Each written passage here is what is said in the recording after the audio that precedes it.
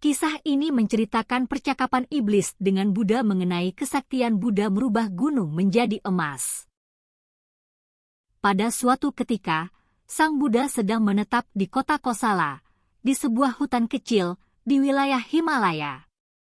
Ketika itu, Sang Buddha sedang berdiam seorang diri dalam keheningan. Sebuah perenungan muncul dalam pikirannya sebagai berikut. Mungkinkah membangun kekuasaan dengan benar, tanpa membunuh, dan tanpa menyuruh orang lain untuk membunuh? Tanpa merampas dan tanpa menyuruh orang lain untuk merampas? Tanpa bersedih dan tanpa menyebabkan kesedihan? Pada waktu itu, iblis si jahat, setelah mengetahui perenungan dalam pikiran Sang Buddha dengan pikirannya sendiri, ia mendekati Sang Buddha dan berkata kepadanya, "Yang mulia, biarlah Buddha membangun kekuasaan dengan benar, tanpa membunuh, dan tanpa menyuruh orang lain untuk membunuh, tanpa merampas dan tanpa menyuruh orang lain untuk merampas, tanpa bersedih dan tanpa menyebabkan kesedihan." Sang Buddha berkata, "Apakah yang engkau lihat, iblis yang jahat, sehingga engkau berkata demikian kepadaku?"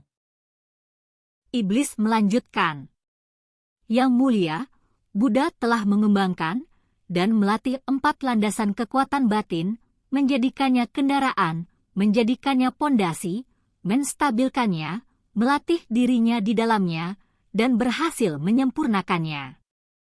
Dan, Yang mulia, jika Sang Buddha menghendaki, beliau hanya perlu berkehendak bahwa Himalaya, raja pegunungan, berubah menjadi emas, dan gunung itu akan berubah menjadi emas."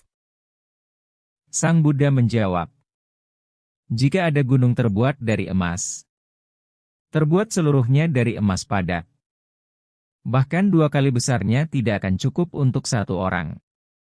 Setelah mengetahui hal ini, seseorang hidup dengan akhlak yang baik.